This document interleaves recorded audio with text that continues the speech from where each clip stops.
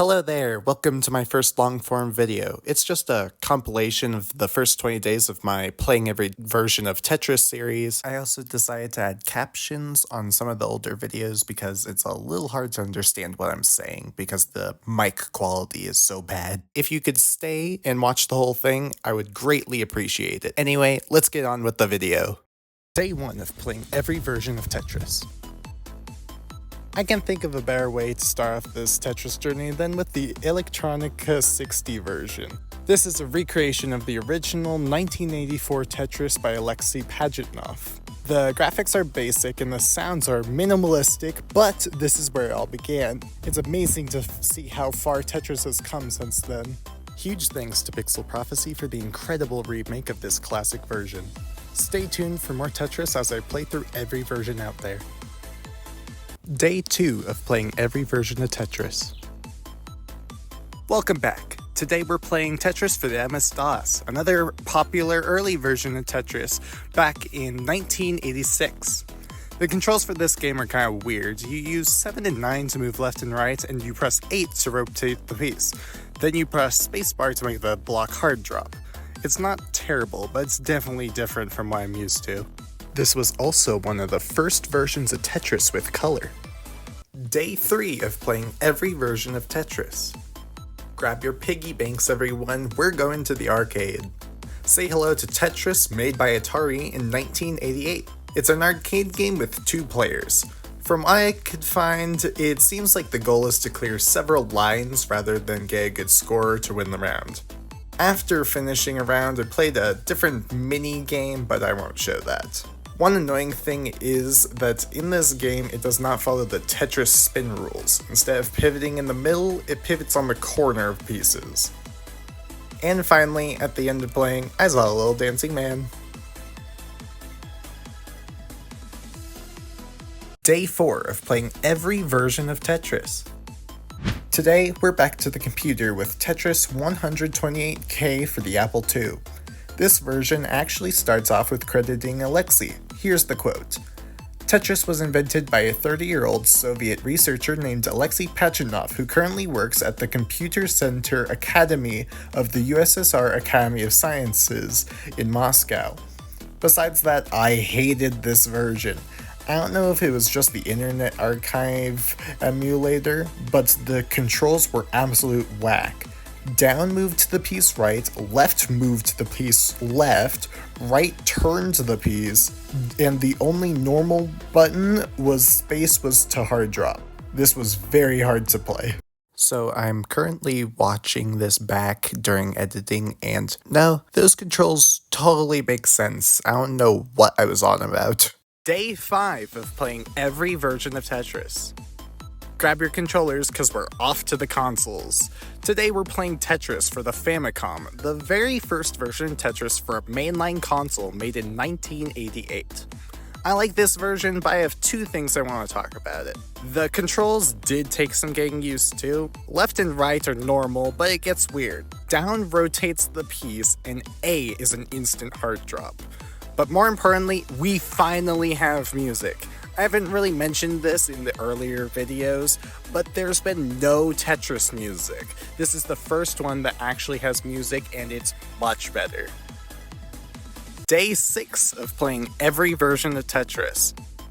Today we're diving into the Mega Drive version, also known as the Sega Genesis in America. And hold on, this version is perfect. It finally feels like a good version of Tetris with no flaws. The D-pad works just as you would expect.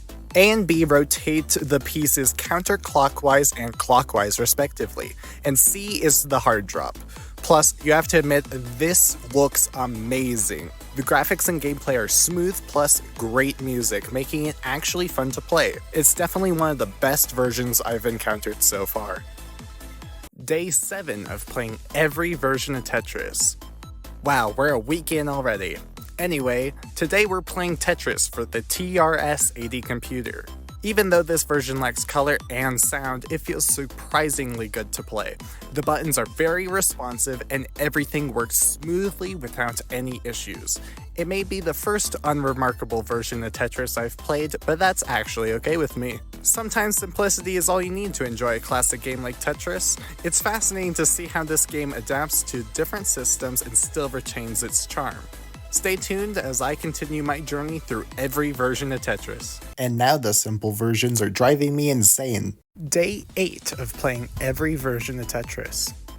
Welcome back. Today we're playing Tetris for the NES. Now you may be thinking, Austin, this isn't the NES Tetris I keep seeing on the news. Well, guess what? You're correct. Have a cookie. No, this is Tetris made by Tengen, which is just Atari in disguise. This version came out a whole month before Nintendo received the rights to make the iconic version that we all love. And oh my gosh, there's more dancing Russians. Anyway, this version looks very similar to the arcade version from Day 3. It plays about the same, but with the addition of music. Day 9 of playing every version of Tetris. Game Boy Tetris. When people mention classic Tetris, this is the version I think of. I own this game for once, and I love it, and I guarantee many of you agree. You see, this game was packaged with most Game Boy units and introduced Tetris to the wider public. It's likely the reason that you're familiar with Tetris today, actually. And this isn't my opinion, there are facts to back this up. With 35 million units sold worldwide, this version of Tetris has sold the most out of any version of Tetris at this point in time. If you want to relive these powerful memories, I highly recommend playing this on the Switch. Day 10 of playing every version of Tetris. Today we're playing the one, the only, classic NES Tetris. This game will not stop making headlines, it's insane. From Blue Scooty beating Tetris by making it crash, to insane scores being set almost every day, this game has not died off. If anything, it's actually climbing in popularity. It's amazing to see how this game has evolved and continues to captivate players worldwide. While not making the numbers of Game Boy Tetris, this definitely set the precedent of what a Tetris game was going to be in the future. Day 11 of playing every version of Tetris. Today is a weird one because we're playing Welltris, the second game made by Alexei Pajitnov trying to replicate Tetris' success. For this game, I prefer Control Scheme 2, which allows me to use J and L to move the piece and K to rotate. All pieces are falling towards the center of the board, and you have to move the piece in between the walls in order to clear lines, and I thought this version was pretty fun. Day 12 of playing every version of Tetris. Today we're playing Tetris for Windows, specifically the 1990 Microsoft Entertainment Pack version. The controls are fairly basic, just using the arrow keys. It's interesting that despite the multiple versions of Tetris available, it took 5 years to develop the first version for Windows. Even with its simplicity, it's fascinating to see how Tetris continues to evolve and adapt to different platforms. Stay tuned as I keep exploring every version of Tetris. Day 13 of playing every version of Tetris. Today we're playing Hatris. This is probably my favorite Tetris variant ever.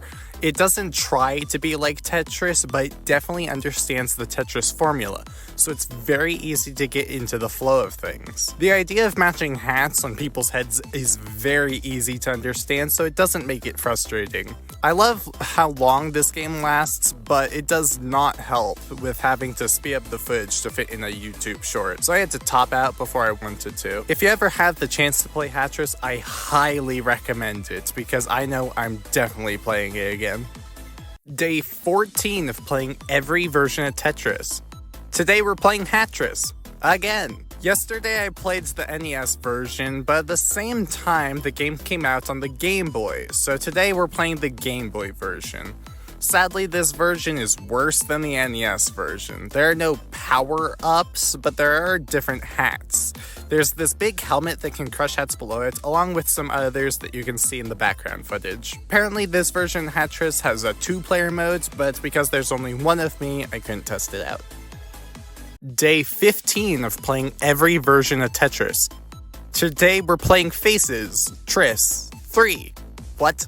This is Alexei Pajitnov's fourth and final official game in the Tris series, and I was really hoping for this game to be good, but I'll be honest, I had no idea what I was doing the whole time. This background footage is of my third game, and I was only able to get one phase completed.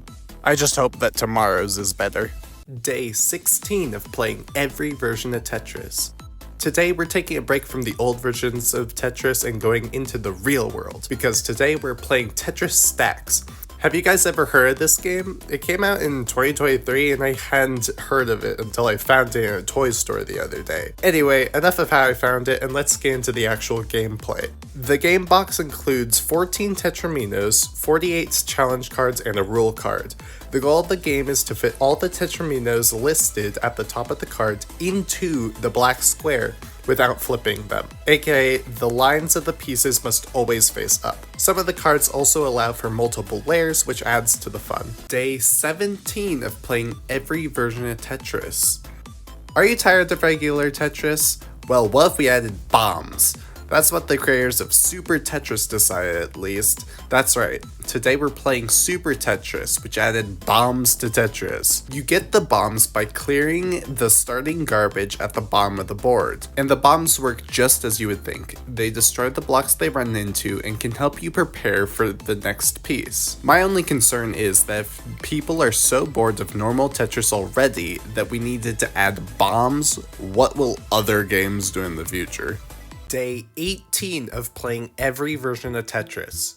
Red alert, a new version of Tetris has just dropped. Currently, Minecraft and Tetris are collaborating, which I'm very happy about because these are my two favorite games. For that, they've released an add-on along with a downloadable world that actually allows you to play Tetris inside of Minecraft. We have multiple game modes for Tetris, but the main focus is on the challenges. In this mode, you go through dungeons that you build while playing Tetris. While in the dungeon, you try to get better gear in order to defeat the Tetris-themed boss at the end. I won't spoil anything in this video, but I'm telling you that you have to go and try this right now. If you want to follow me while I play every version of Tetris, make sure to press subscribe. Day 19 of playing every version of Tetris. Today we're playing Tetris 2 plus Bombless. Now, because this game actually has two games inside of it, I'm going to do each on their own day, so today we're just playing the Tetris half. This version looks and plays great, but some of it feels a little weird. The turning of the piece has an in-between animation, and the pieces fall very smoothly instead of snapping to the next column, which weirds me out. Anyway, come back tomorrow for Tetris with bombs.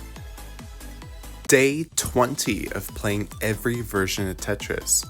Welcome back to part 2, because today we're playing the bombless half of Tetris 2 plus Bombless. As you can guess from the title, this is Tetris but with bombs. Unlike Super Tetris from day 17, the bombs are actually inside the pieces now, and the goal is to completely clear the board of any pieces to move on to the next stage. I like this as a side game because it's very much a puzzle instead of the marathon that Tetris normally is. If you want to follow me on my Tetris journey, make sure to subscribe.